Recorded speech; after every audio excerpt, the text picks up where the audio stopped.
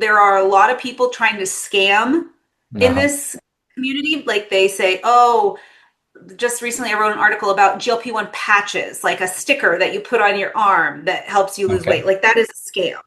Okay, Okay. that is not a thing. This medication right now is an injectable medication that you have to inject. So Okay. there's no patches, there's no pills, there's no no other formats. And people are so desperate because it is very expensive Yeah. that they will do anything. So that's the first thing is try to get it from a legitimate source, like a real doctor who is prescribing it correctly. Hello, everyone. Welcome to another episode of Your Lab Central. Today, I have with me Anna. So, Anna, would you like to tell our audience why they should be excited about this conversation today? Sure. So I'm going to talk about one of the most exciting topics, I think, in the world, GLP-1 weight loss medications. It's taken the world by storm. I feel like there's two hot topics right now, weight loss medication and AI. And that's what everyone wants to talk Yeah, that's true. I mean, I've been talking about AI for quite a while now with quite a lot of people, but this is the first time somebody's coming up with GLP-1. So, yeah, weight loss, something that people have been struggling with for quite some time. And yeah, suddenly, magically, pharma has come up with GLP-1. So, what's about. the science behind it? If you'd like to tell our audience, we can start with that. Sure. So GLP-1 medications, people think it's new, but it's really not. They've been around for over 20 years as a diabetes medication. Okay. And so they found that this GLP-1 molecule, which they actually discovered in the saliva of a Gila monster, which is a lizard that lives in around the New Mexico area of the United States. And they found that this lizard doesn't have to eat for like 6 months. And because Okay. it's got this high level of this specific hormone, I guess, or they call it a peptide called GLP-1. And so they kind of reversed engineered it and figured out like how it's different from the human GLP-1 because humans have GLP-1 as well. It only lasts like 5 minutes Okay. after we eat. And so that's why we get hungry again. But this lizard doesn't have to eat for 6 months. So Mhm. they kind of reverse engineered it, figured out how to turn it into medication, and they found that it helps support healthy blood sugar, which is why it was being used for Mhm. diabetes. Mhm. And then when they put people on this medication for diabetes, they noticed that they lost a ton of weight.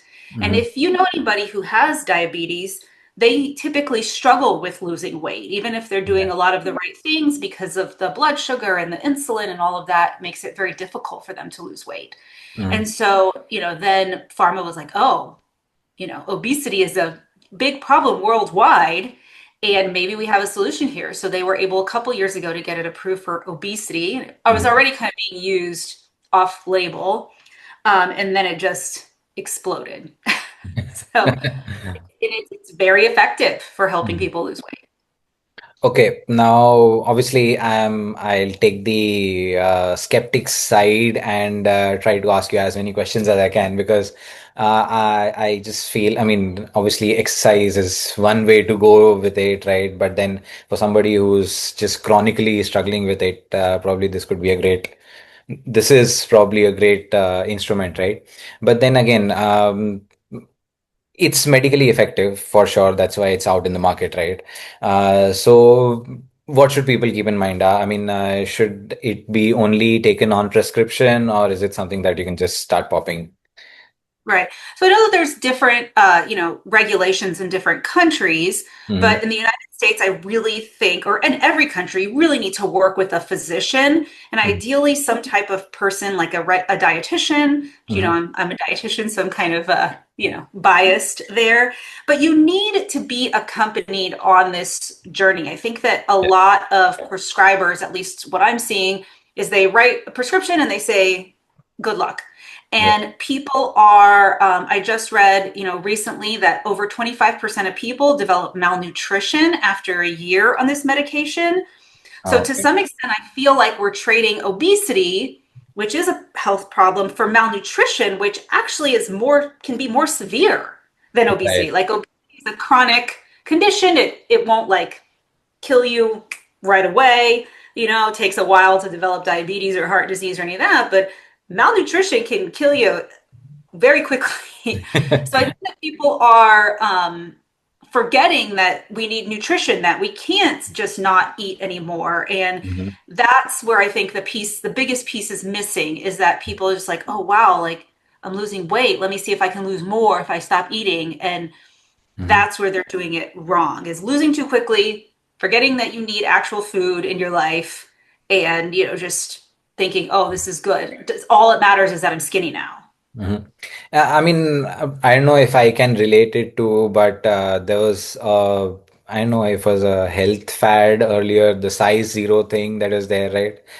I mean, usually girls, but then obviously a lot of men as well were getting into the idea of having size zero and leading themselves to malnutrition with the same effort, right? With the same idea, cutting food and stuff like that. So, yeah, how's your journey been, and what are the results that you've seen yourself or with other people?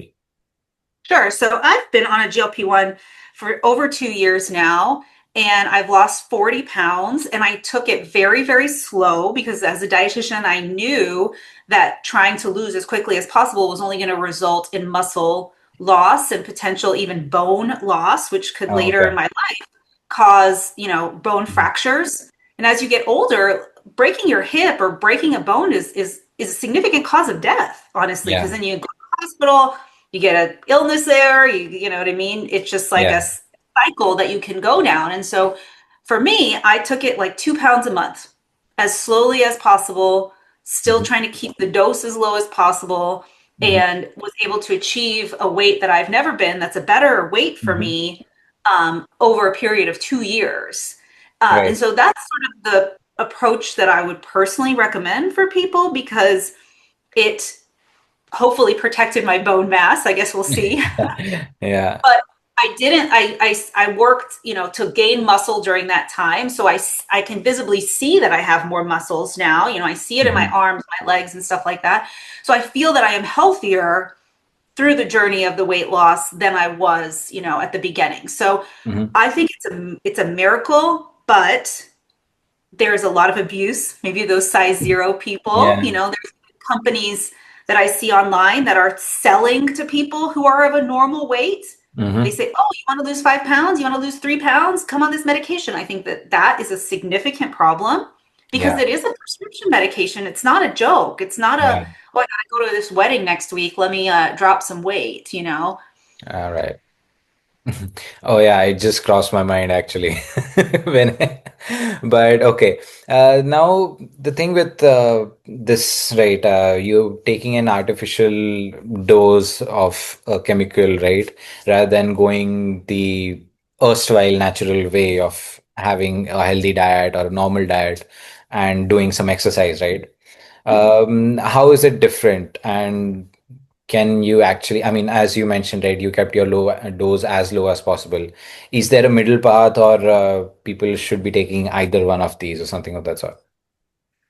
In terms of like what the difference is, I think that people who struggle with overweight, we used to think that it was just their fault, right? Right. And the science of obesity has actually changed a lot in the last 5 to 10 years, to where we see that there's a lot more environmental factors, that it's not just about, oh, eat healthy and exercise. When I first started working as a dietitian, I was helping people who were preparing for weight loss surgery. Oh, That's okay. what I did. And so what I would see is there was people who very obviously had a terrible diet, and we would Right. like eliminate one thing from their diet, like a soda, like they would stop drinking soda, and they would lose like 50 pounds, right? So that Right. was a person that clearly had a problem with their diet, and I could help them lose weight. There was other people who would turn in a record that was perfection, like Mm-hmm. a perfect diet. They said they were exercising, and I will be honest, I used to think they were lying. I used to think there's no way they're, not, they're eating something they don't know, and they're lying to me. And this isn't like they, downloaded a perfect diet from the internet. But Right. now I see that it actually, there's a lot more factors. So blood sugar, genetics, lifestyle, stress, sleep issues, like there's so many Mm-hmm. different things that go into somebody's weight, that for some people, yes, change your diet, do your exercise, you can reach a healthier weight. But for some people, there is still a struggle. Mm-hmm. And this medication helps address a lot of it. But on the other hand, there's about 15% of people that this medication does not work for. and they still Okay. cannot lose the weight even with Mhm. the medication, at least the Right. ones we have today. Okay, now this is something that I'm hearing for the first time out of all the stuff that I've read on the internet. So please enlighten us. What, Mhm. who are these 15% people? And probably they should be not looking at it as an alternative and then directly contact a physician for something of this. Right. So there could be a lot of reasons. It could be medical conditions. There's Hmm. a theory that it might be a gut microbiome thing. So the bacteria that live in your digestive system that are preventing the medication from working. It could Hmm. be that they, it's some type of genetic thing that they have that doesn't prevent. So there are multiple medications coming in the next few years that target different hormones outside of GLP-1 that maybe Hmm. could help some of these people that are, we call them non-responders. But I would speak to a physician, I would make an appointment with a dietitian and see if there is something that you could do to help support that weight loss. But I don't think that there's a clear answer as to why the medication doesn't work for certain people. Okay. Now, as you mentioned, right, on the internet, there's a lot of, I mean, the noise about this medicine, right? How should people be looking at it? Because if you're slightly overweight and thinking, like, yeah, I've put on some weight in the past few years, what's some quick fix, right? And something like this comes up, you are bound to actually click on it and have a look, right? Uh, how should, I mean, if you are aware that you're overweight, but you don't want to get caught in that trap. What are some things that you should be looking out for? In terms of wanting to lose weight without the medication or in terms of Just doing. trying to be careful not to get into the trap of this, like taking this as a drug, right? Sure. So I think that the main thing is be careful where you get it from. At least Okay. there are a lot of people trying to scam in Uh-huh. this community. Like they say, oh, just recently I wrote an article about GLP-1 patches, like a sticker that you put on your arm that helps you lose weight. Okay. Like that is a scam. Okay, Okay. that is not a thing. This medication right now is an injectable medication that you have to inject. So Okay. there's no patches, there's no pills, there's no other formats. And people are so desperate because it is very expensive Yeah. that they will do anything. So that's the first thing is try to get it from a legitimate source, like a real doctor who is prescribing it correctly. Yeah. And then there's a lot of just products even coming out. So supplements and this and that, and oh, for GLP-1 or like just be very cautious because it is such a big market Hmm. that everyone is just putting the word GLP-1 on their products now and they say, oh, it's for GLP-1. All you don't really need a lot of extra things to purchase. So I think that most people on the supplement on the medication need a multivitamin of some kind just because you can't eat as much, so it's hard to get all the vitamins and minerals you need. But other than that, like you don't really need like 20 different things and people are getting really scammed. And then be cautious of getting your health and nutrition information from physicians, dietitians, and not just random people on TikTok. You know, Yeah. that is a big problem I see is people just saying all sorts of crazy things on TikTok and it's kind of scary. I mean, if I mean, we don't have TikTok here. We have Instagram and YouTube Shorts, right? But then, obviously, TikTok has a crazy level of creativity with the people that are there. What's one crazy myth that you've read and you want to debunk about GLP-1? About the patches are the things that freaking me out on TikTok because Yeah. they're doing a lot of promotion over there on TikTok right now. Mhm. And all these people are there. Oh, I lost 20 pounds with this sticker. Like, no, you Not didn't. possible. No, come on. No. And you talked about food habits, right? With GLP-1, that you will eventually cut off food because you won't be hungry, so you'll have to take multivitamins. And so, what's the balance here? I mean, is it prescribed with when a physician gives you a dose of GLP-1? Do they prescribe the multivitamin just so you can uh, supplement? If you have a good doctor, they should talk to you about your nutrition, but not all do, right? Okay, It yeah. just some just write a prescription. So the main thing with nutrition on GLP-1 is you're not going to be hungry and Hmm. you may have to force yourself to still eat. Like I take a break, I eat 3 meals a day, no matter what. And even if it's just a little bit of food, then I still have to eat something because then your hair will start to fall out. You're going to lose Okay. muscle. You're going to feel tired, like all of those things. And so, even if it's like liquid protein, something. So, protein is the most important. And then people forget that you also need fiber, which is found in fruits and vegetables. And Hmm. that can help prevent some of the digestive issues that come along with the medication. And so, Hmm. those two things are really should be the focus. And then trying to at least schedule your meals because you're gonna like it erases the thought of food from your brain. And so you're just like going and you're like, oh, it's 3 o'clock. I haven't eaten anything today. Like that's not a healthy way to live. Okay, I'm trying to imagine how somebody would fall into that situation, right? I mean, it's happened to me a few times just because I've been busy with work, but then that's a different scenario, right? It's just that because you're so engrossed in something you're doing. But to be actively doing stuff and not having the urge to have food, so you actually don't eat anything. I mean, if you don't go out and schedule your meal, you won't be eating anything for the whole day. Is it something like that? Yeah. It's so weird because I'm a dietitian and I love food. And before all I thought about was food because I write articles about food. I talk about food. I think about food. All day I was thinking about food. So then I'm at home, I work from home and I'm like, let me go get a snack. Yeah. Right? So it's like a constant thought about food. And now I don't think about it at all.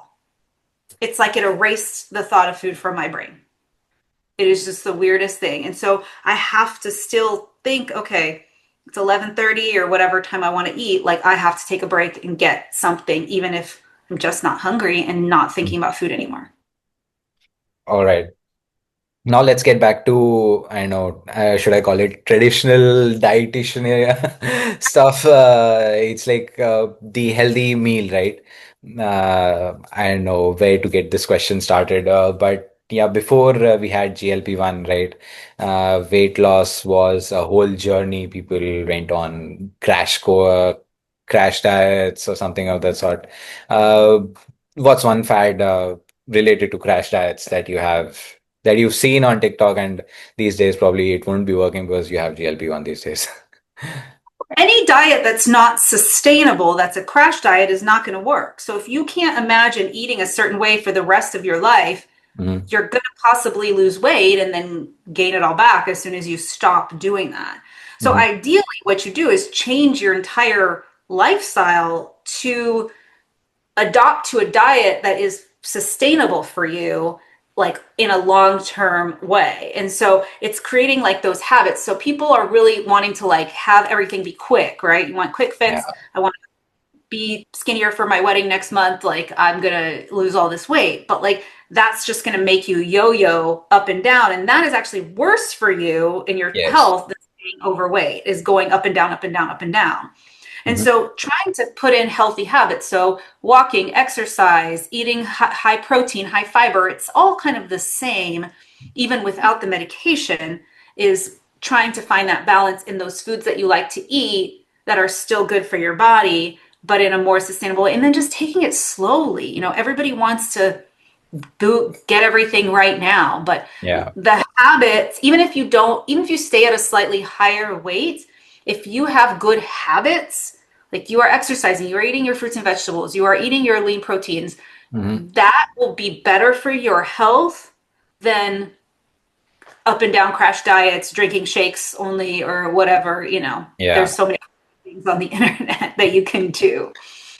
Okay, that brings me to this question that I probably had at some point.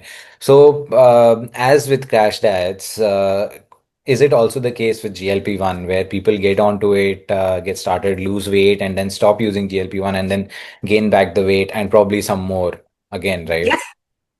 Yes. So when I first started the medication, there was not as much information about how to lose it, how to use it for weight loss. And I did that. I thought it was just like other medications that I had done in the past, where you take it for some time and you lose the weight and then you get off and everything is fine. And I gained the weight back very quickly.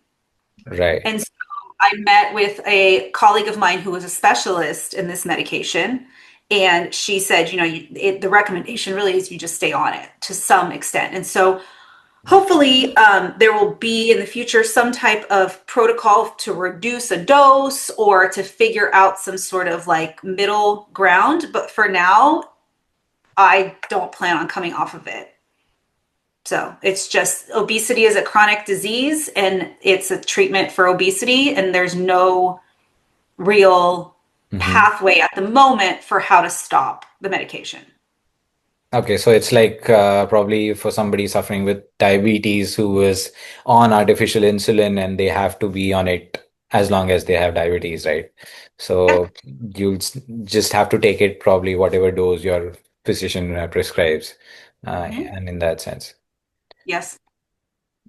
Yeah. But then, yeah, so if you are taking that, you're just cutting down calories from your diet, right? Mhm. Uh, And it's that calorie deficit that comes into play, right? Because you have negative calories burn, right? I mean, yeah, that negative deficit that you have, because of which you lose weight. Right, that is part of it, but it also helps control your blood sugar, which plays a big role in your weight. And Okay. so when you have like poor insulin sensitivity and your blood sugar and your insulin are not working as well, that can cause you to hang on to weight. And so it fixes that. And then the Mhm. other piece is really that food obsession. Okay. So erasure of the food, like thinking about food. So yes, it makes you eat less, but really it's the like, what should I eat? What am I eating? Where am I going to eat? What are we going to do? Like it's that goes away that makes it easier for you to Mhm. pick the right foods instead of always thinking. So it's yes, it does reduce your calorie intake, but it does more than that, which is why it's so effective. Because we've had other medications in the past that helped reduce calorie intake, but none of Yeah. them were like, Okay, now I cannot absolutely imagine myself living with the idea that I'm not thinking about something to eat, right? So how is it for you, right? I mean, you're a dietitian, you've been writing about food your whole day, your whole life, something of that sort, and then now suddenly you are not thinking about it, but you're still writing about food, right? But you're writing about food and you're not hungry, so how's it working? I feel like this medication has reduced my stress around food, eating, Okay, dieting. Like I became a dietitian because I wanted to lose weight. And right. now I feel that I accomplished that, and like it's just like a whole piece of my life that's gone, and I can focus on better things, on more productive things rather than what I'm eating or how I'm dieting or Yeah. I still do my exercise and I still try to plan healthy meals, of course, for my Mhm. family Yeah. and try to take my vitamins and all of these Mhm. things, but it's not an obsession anymore. I feel so like relief. So Okay. And how do you recommend, at what stage would you recommend someone to go to a doctor to talk about it, to have that conversation? At what point should they be having that conversation?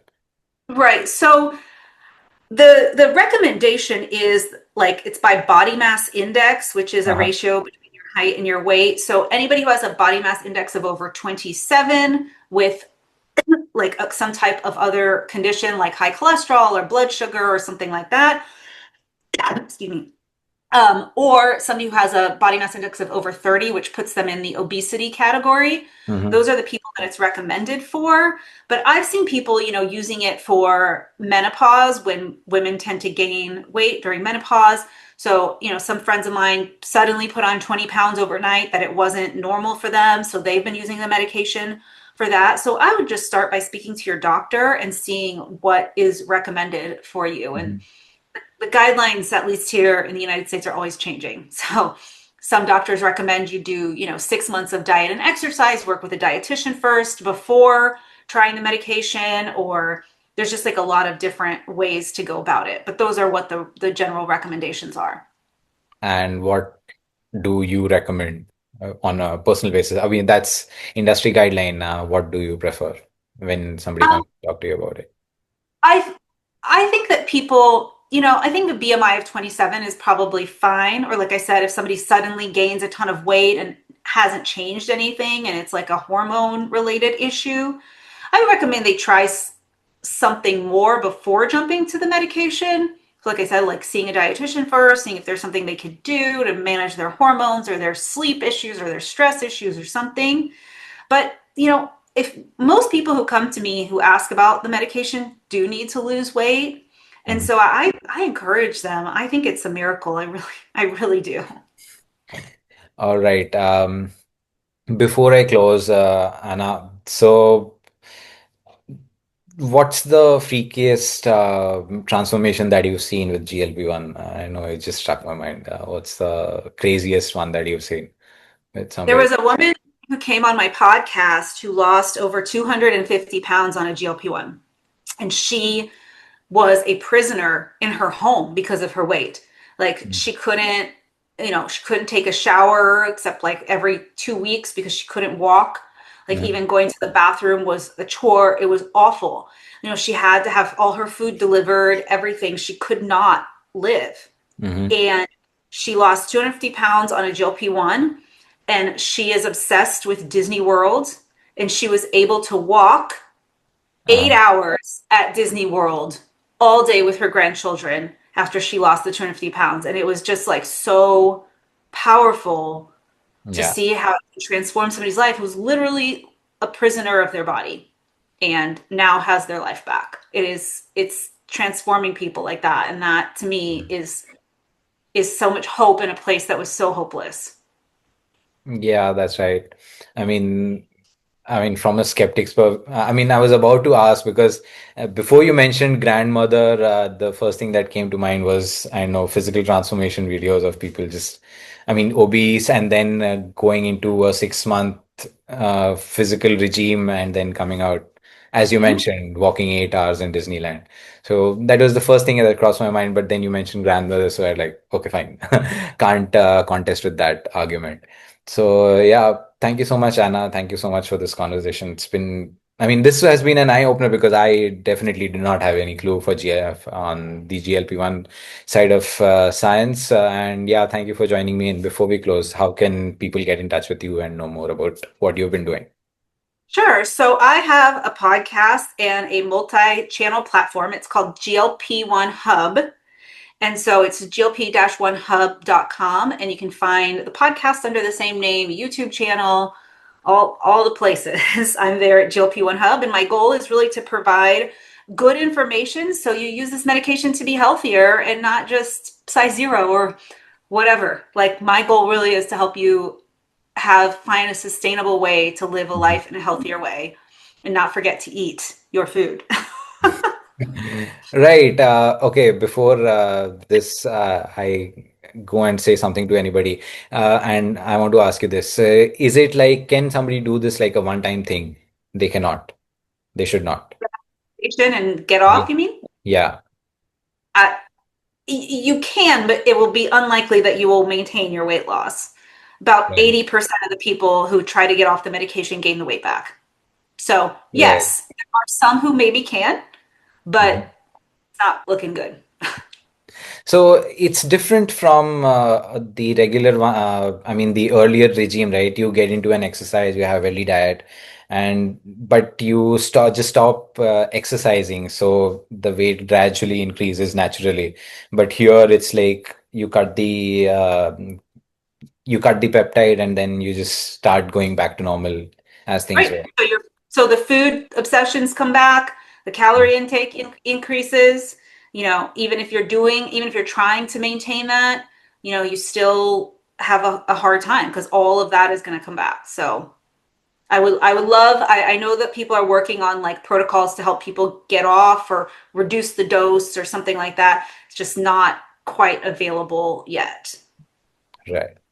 Okay. Thank you so much, Anna. I'm sure people will take a lot of information from this conversation. Thank you so much for joining in. To the audience who's been watching and listening, if you liked what we talked about, do leave a like. The comment section is open for questions. And any other doubts you might have regarding GLP-1, always there to answer. And yeah, if you've not subscribed, do subscribe the channel itself. Thank you so much. Thank you, Anna. Thank you for Thank joining. you.